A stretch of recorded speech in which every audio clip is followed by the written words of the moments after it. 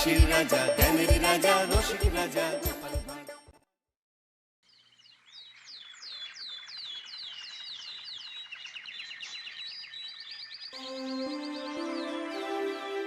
পণ্ডিত মশাই, এই শ্লোকটার অর্থ বুঝতে পারছি না। কোন শ্লোকটার কথা বলছিস? স্বদেশে পূজ্যতে রাজা, বিদ্যান সর্বত্র পূজ্যতে। শোন, সবাই মন দিয়ে শোন। বিদ্বান ব্যক্তির সম্মান সব জায়গায়, বিশ্বের যে কোনো স্থানে বিদ্বান ব্যক্তি পুজো পায়, কিন্তু রাজা শুধু স্বদেশেই সম্মান পায়। দেখতে এলাম পণ্ডিত, কিরকম লেখাপড়া চলছে? চলছে, মহারাজের পদোন্নতায় ভালোই চলছে। এখন কি পড়ানো হচ্ছে? শ্লোক আর শ্লোকের ব্যাখ্যা। এখানে ঢুকতে ঢুকতে শুনলাম তুমি বলছো বিশ্বের যে কোনো জায়গায় শুধু বিদ্বান ব্যক্তিরাই সম্মান পায়। মহারাজ শুধু স্বদেশেই সম্মান পায়। কি বাজে কথা! এ কথা শোনাও পাপ। আচ্ছা পণ্ডিত মশাই, আপনার কথা মতো ওই মহারাজের কোনো সম্মান নেই, এটা আপনি বলতে পারলেন? বলতে মুখে বাঁধলো না। মহারাজের অর্থ সাহায্যে তোমার পণ্ডিতই চলছে, আর সেই মহারাজকেই তুমি ছোট করছো পণ্ডিত। আপনার কোথাও ভুল হচ্ছে মন্ত্রী মশাই। পুঁথিতে যা লেখা আছে আমি সেটাই বলেছি, পুঁথির বাইরে আমি কিছুই বলিনি। পুঁথিতে যা লেখা আছে তা সব সময় বলতেই হবে, এই মাথার দিব্যি তোমাকে কে দিয়েছে পণ্ডিত? তুমি নতুন কিছু বলো। কি বলবো? বইতে যা লেখা আছে ঠিক তার উল্টো বলবে, কেমন? ভুল শেখাতে আমি পারবো না মন্ত্রী মশাই। ঠিক আছে, ঠিক আছে, তোমার সাথে রাজসভায় কথা হবে। হ্যাঁ, আমি এখন চলি। চল ঘটা, চল।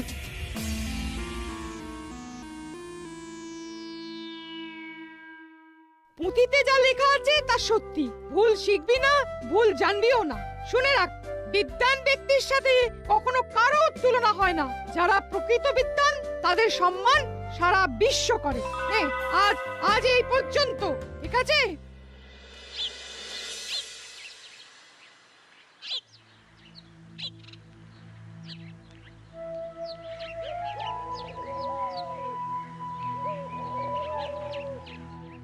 কি রে, তোরা এমন ভাবে মুখ ভার করে আছিস কেন? কি হয়েছে? আজ পাঠশালায় মন্ত্রী মশাই এসেছিলেন, তারপর পণ্ডিত মশাই আমাদের পড়াচ্ছিলেন।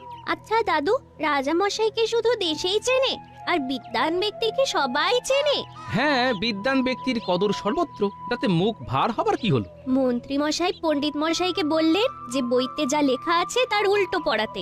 বুঝলাম, তার মানে মন্ত্রী মশাই ওখানে গিয়ে পণ্ডিত মশাইকে হুমকি দিয়ে এসেছেন। তোরা কিছু চিন্তা করিস না, ও আমি দেখে নিচ্ছি। ও গোপাল দাদু, এবারে আমাদের পাঠশালায় সরস্বতী পুজো হবে তো? হবে না মানে? হতেই হবে। তোরা যা, শান্তি মনে ঘরে গিয়ে পণ্ডিত মশাই যা বলেছেন সেটা হবার চেষ্টা কর, দেখবি মা সরস্বতীর কৃপা পাবি।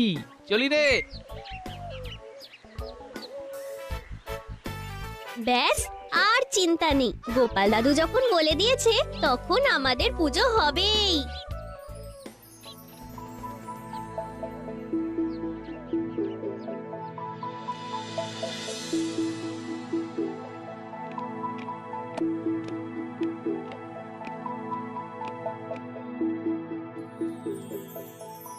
মন্ত্রী, আজকে সভা শুরু করো। মন্ত্রী মশাই শুরু করার আগে আমার একটা নিবেদন আছে মহারাজ। কি নিবেদন? মহারাজ, ওই বসন্ত পঞ্চমী তো এসে গেল, পাঠশালাতে তো বিদ্যাদেবীর আরাধনাটা করতে হবে। হ্যাঁ, হবে তো। ও পণ্ডিত, কবে পুজো? পুজোর 10 দিন বাকি। কাজ শুরু করে দাও। আজই পুটোপাড়ায় গিয়ে একটা ভালো প্রতিমা পছন্দ করে অগ্রিম দিয়ে দাও, আর খাজানজিকে বলে যা লাগে নিয়ে নাও। এই বিষয়ে আমার কিছু বলার আছে মহারাজ। এই শুরু হলো মহারাজের কান ভাঙানি। উফ, সত্যি পারেন বটে, লাগানো ভাগানে একদম সর্বশ্রেষ্ঠ। আগের কথাটা আগে হোক মন্ত্রী মশাই, এত তাড়া কেন? না, আগে আমার কথা হবে, তারপর মহারাজ সিদ্ধান্ত নেবেন পণ্ডিতের পাঠশালায় সরস্বতী পুজোর জন্য মহারাজ অর্থ দেবেন কিনা। বলো মন্ত্রী, তোমার কথাটাই আগে শুনি। মহারাজ, এই পণ্ডিত তার ছাত্রদের কি শেখাচ্ছে জানেন? কি শেখাচ্ছে? আপনাকে অশ্রদ্ধা করতে, অসম্মান করতে। বলে কিনা রাজা শুধুমাত্র নিজের দেশেই সম্মান পায়, আর এই পণ্ডিত সারা বিশ্বে যেখানেই যাবে সেখানেই পুজো পাবে। ভাবুন। পণ্ডিত, তুমি বলছো এই কথা? পুঁটি একটা শ্লোকের অর্থ জানতে চেয়েছিল। স্বদেশে পূজ্যতে রাজা, বিদ্বান সর্বত্র পূজ্যতে। এর গুড়ো অর্থটাই আমি বলতে চেয়েছিলাম। দেখুন মহারাজ, দেখুন আপনার সামনে আবার বলছে স্বদেশে পূজ্যতে রাজা, এই কথাটার বাংলা করুন। ভালো করেছো মন্ত্রী, আমাকে সাবধান করে দিয়ে। আমি তোমার প্রতি খুব প্রসন্ন হয়েছি। এবার কি করা যায় বলো তো মন্ত্রী, তোমার অভিমত জানাও। পাঠশালার অনুদান বন্ধ করে দিন মহারাজ। শিক্ষা খাতে আর একটা মোহরও আপনি ব্যয় করবেন না। পণ্ডিত, মন্ত্রীর কথা শুনলে তো? আজ থেকে তোমার পাঠশালার অনুদান বন্ধ হলো। এ আপনার কেমন বিচার হলো মহারাজ? একদম সঠিক কাজ হয়েছে গোপাল। যে পুঁথি মহারাজকে অসম্মান করে সেই পুঁথির পঠন পাঠনের কোনো প্রয়োজন নেই। মন্ত্রী, ঘেরা পিটিয়ে সমস্ত রাজ্যবাসীকে জানিয়ে দাও যে আজ এই মুহূর্ত থেকে রাজ অনুগ্রহে যেসব শিক্ষা প্রতিষ্ঠান আছে তাদের অনুদান বন্ধ। যথাজ্ঞা মহারাজ।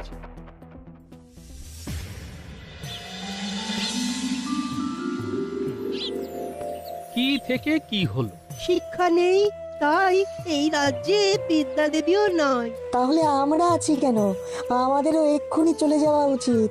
চলে যাওয়া মানে তো হেরে যাওয়া। আমি হেরে যাব না। মন্ত্রীমশাইকে যোগ্য জবাবটা দিতে হবে বই কি। কাল থেকে আমার বাড়িতে পাঠশালা চলবে। হ্যাঁ, এটা ঠিক বলেছেন পণ্ডিত মশাই। বিদ্যা দেবীর আরাধনা চলবে।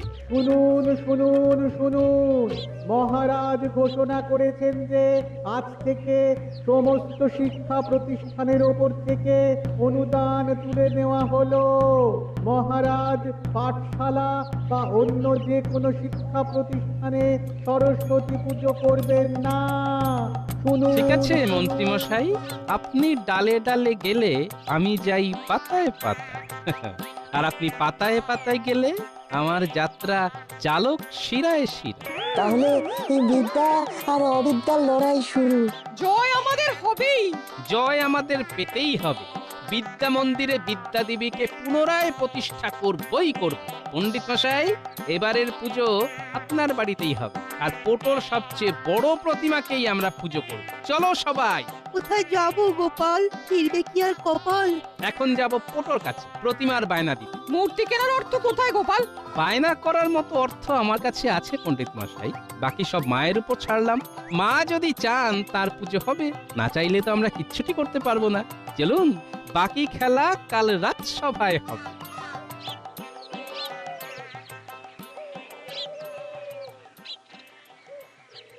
শুনুন শুনুন শুনুন, মহারাজ ঘোষণা করেছেন যে আজ থেকে সমস্ত শিক্ষা প্রতিষ্ঠানের ওপর থেকে অনুদান তুলে নেওয়া হলো।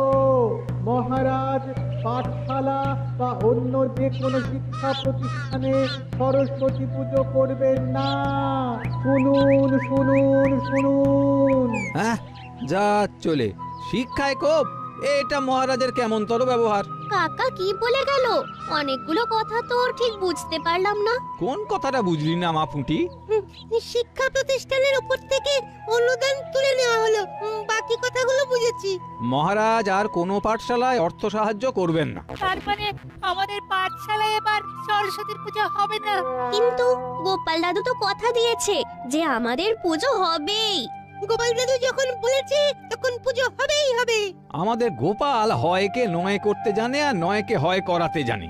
ও যখন বলেছে পাঠশালাতে পুজো হবে, তখনও হবে। ও তোরা নিশ্চিন্তে থাক।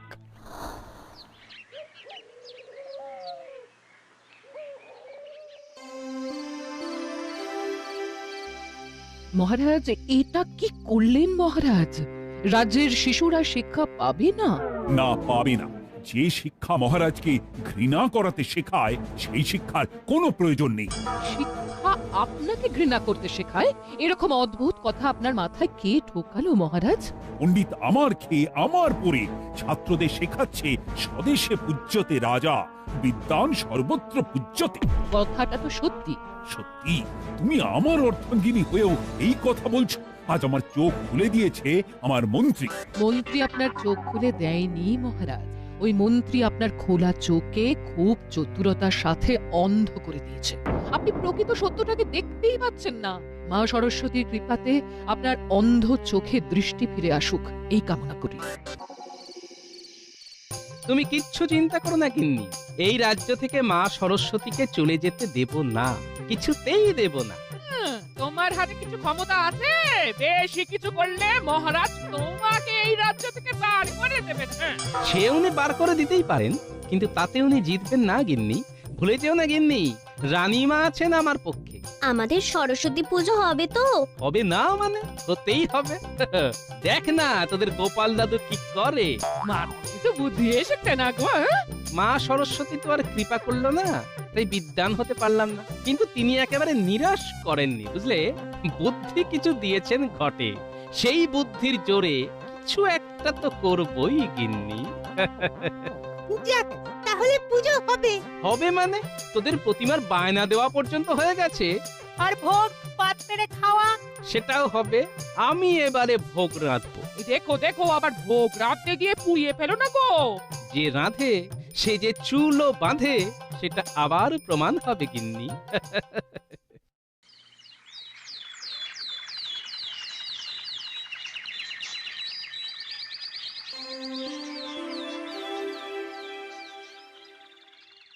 মহারাজ, কাল যে কথাটা নিয়ে এত আলোচনা হলো, সেই কথাটা নিয়ে একটা পরীক্ষা হয়ে যাক। কি পরীক্ষা? কি পরীক্ষা সেটা বলার আগে একটা আর্জি আছে মহারাজ। বলে ফেলো। সবটা শুনে কিন্তু রেগে গেলে হবে না, সবটা সহজভাবে নিতে হবে। নেব। মহারাজ, আপনার রাজসভায় আপনার ছত্রছায়া থেকে আমার কিছু পরিচিতি হয়েছে। সবাই বলে নাকি আমার বুদ্ধি আছে মহারাজ। বুদ্ধি নয় গোপাল, ওগুলোকে কুবুদ্ধি বলে। তাই সই, কুবুদ্ধি।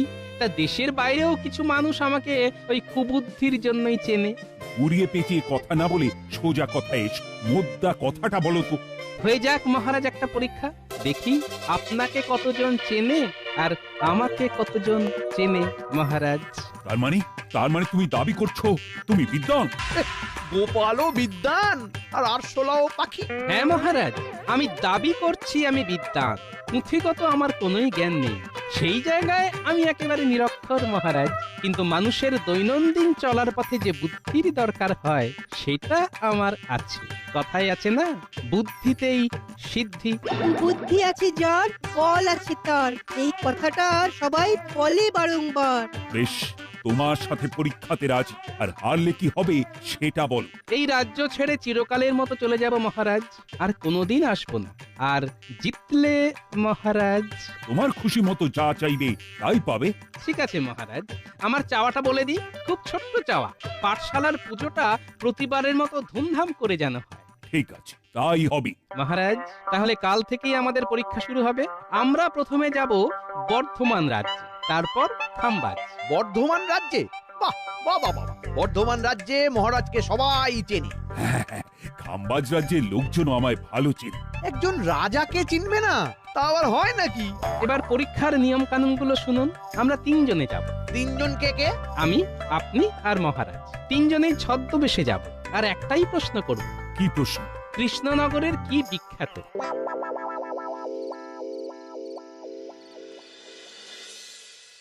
কাল কত সকালে বেরোবে? যত সকাল সকাল হয় গিন্নি। তুমি নিশ্চিত জিতবে? হ্যাঁ গিন্নি, জিতবই জিতবো। এই জেতাটা কৃষ্ণনগরের জন্য খুব জরুরি, বুঝলে। মহারাজের একটা মিথ্যে অহংকারের জন্য বাচ্চা বাচ্চা ছেলেদের কাছে শিক্ষা পৌঁছবে না। এটা হতে পারে না গিন্নি। খুব অসম লড়াই করতে নেমেছে গোপাল, আমার কাছে হেরে ভূত হবে। এই প্রথমবার আমি আপনার পরাজয় চাইছি। এই রানী, আমি জিতলে তুমি নিশ্চয় খুশি হবে। অবশ্যই। কি আর করব, আপনাকে মিথ্যে বললাম। আপনি কাল কখন রওনা দেবেন মহারাজ? সূর্য ওঠার পর। এতদিনে গোপাল নিজের পায়ে কুড়ুল মারলো। ঠাকুর করে গোপাল হেরে যাক, এটাই চাই। হারবে তো বটেই। গোপাল বিদেয় হলে কত নতুন নতুন ভাবনা আছে, সেগুলো সব পূর্ণ করতে হবে। চলো গিন্নি, আজ একটু তাড়াতাড়ি শুয়ে পড়ি, কাল খুব সকাল সকাল বেরোতে হবে না? ওহো, আজ খুব খুব আনন্দ করে ঘুমাবো, গোপালের চলে যাওয়ার আনন্দে।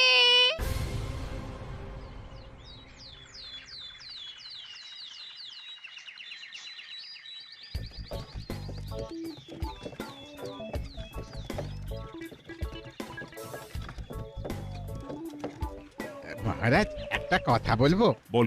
আপনাদের তিনজনেরই ছদ্মবেশটা কিন্তু দারুণ হয়েছে, কাউকে চিনতে পারা যাচ্ছে না। না চিনতে পারাটাই তো দরকার। এখানেই নামিয়ে দাও। মহারাজ, এবার আমাদের নামতে হবে, আমাদের পরীক্ষাটা দিতে হবে। চলো মন্ত্রী, তুমি আমার পেছন পেছন এসো। মন ভরে তোমার পরাজয়টাকে উপভোগ করো গোপাল। ঠিক আছে।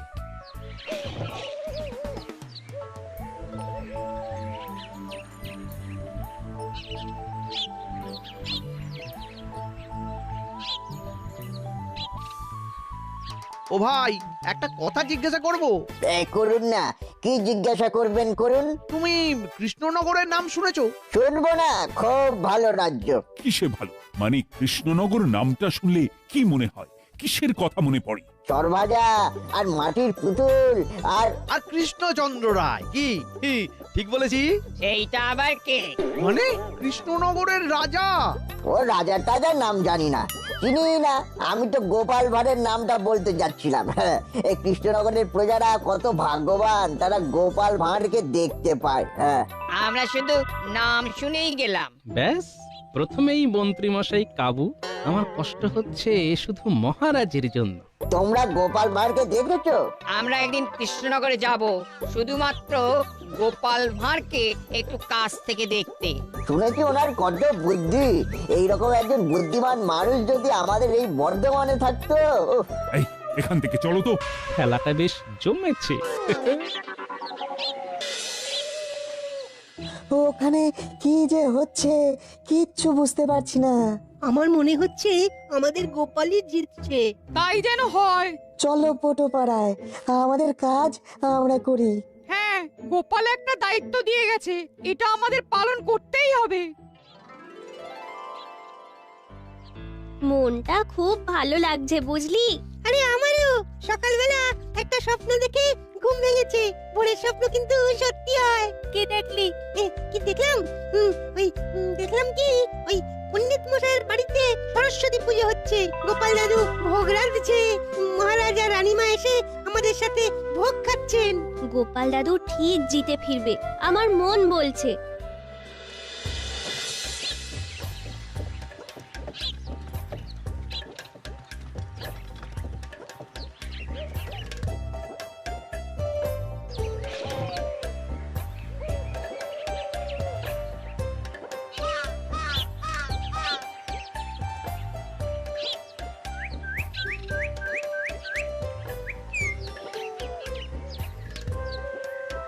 এই যে ভায়া, যাচ্ছ কোথায়? আগে কাজে, আমার এখন অনেক কাজ। আমরাও কাজে এসেছি, আমাদেরও অনেক কাজ। দেখে তো মনে হচ্ছে না। তুমি এরকম বিটকেল গলায় হাসলে কেন? না হাসার কি আছে? যারা এই রকম কাজের সময় অন্যের সময় নষ্ট করে তাদের দেখে হাসাই উচিত। ওরে বাবা রে, এই যে দেখি মারাত্মক ব্যস্ত মানুষ। এনাকে ধন্যবাদ দিয়ে ছেড়ে দাও। ছেড়ে দাও মানে? আমাকে ডেকে যখন দাঁড় করানো হয়েছে তখন এনার কি দরকার তা না জেনে তো ছাড়বো না। জমে গেছে জোকের মুখে একেবারে নুন। আমার আর কোনো প্রয়োজন নেই, তুমি যাও যাও যাও যাও, তোমার কাজে যাও। তোমরা তো ভারী অদ্ভুত, যখন কোনো কাজ নেই তখন আমাকে দাঁড় করালে কেন? তার উত্তর দাও। ঠিক আছে, নাও প্রশ্ন করো। দুটো প্রশ্ন করব? আচ্ছা, আমাকে কি তোমার ছাত্র বলে মনে হলো? তোমাকে কিন্তু আমার মোটেও পণ্ডিত বলে মনে হচ্ছে না, কিরকম একটু কুচুটে কুচুটে লাগছে। কৃষ্ণনগরের নাম শুনলে তোমার কি মনে হয়? তা তোমরা কোত্থেকে আসছো বলো তো? আমরা কৃষ্ণনগর থেকে আসছি। তোমরা তো আচ্ছা বোকার হদ্দ, সেই কৃষ্ণনগর থেকে এই খাম্বাজে এসেছো এই কথাটা জিজ্ঞেস করতে? তোমাদের মতন বোকা লোকেদের মাঝে যে গোপাল ভাঁড়ের মতন বুদ্ধিমান মানুষ কিভাবে এলো কে জানে। বোকার হদ্দ। ছাড়ো।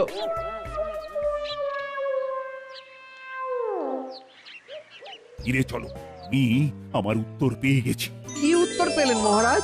দেশে পূজ্যতে রাজা আর বিদ্বান সর্বত্র পূজ্যতে।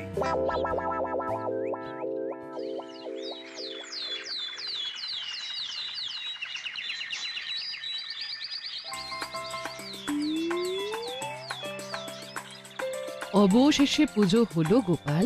সবই আপনার জন্য রানীমা। না গোপাল না, তুমি প্রমাণ করলে যশস্বী মানুষ বুদ্ধিমান বিদ্বান ব্যক্তিরাই পুজো পায়। রানীমা, আমি নিরক্ষর, মা সরস্বতীর কৃপা আমি পাইনি। তাই আমি চাই রাজ্যের প্রতিটা বাচ্চা যেন শিক্ষিত হতে পারে। মহারাজকে হারিয়ে আমি খুশি হইনি রানীমা। কিন্তু মহারাজের পরাজয়টার প্রয়োজন ছিল। ওং ওইং সরস্বত্যই নমঃ। মহাপূজার পুষ্পাঞ্জলি সমাপ্ত। নাও নাও, সবাই মায়ের কাছে প্রার্থনা করো। মা, আমাকে জ্ঞান দাও, ভক্তি দাও, অবিদ্যা দূর করো, আমায় মানুষ করো। মা, আমাকে জ্ঞান দাও, ভক্তি দাও, অবিদ্যা দূর করো। ও মা, মা গো, আমাকে সত্যিকারের জ্ঞান দাও। আমি তোমাকে অনেক অনেক অপমান করেছি পণ্ডিত। আমি তোমাকে অনেক ভুল কথা বলেছি, ক্ষমা করে দিও। একদম সঠিক কথাই পুঁথিতে লেখা আছে পণ্ডিত। আজই দেবীর কাছে প্রতিজ্ঞা করছি, বিদ্যা মন্দিরে এই বিদ্যা দেবীকেই স্থাপন করব। ওং নমঃ। হাসির রাজা জ্ঞানের রাজা রসিক রাজা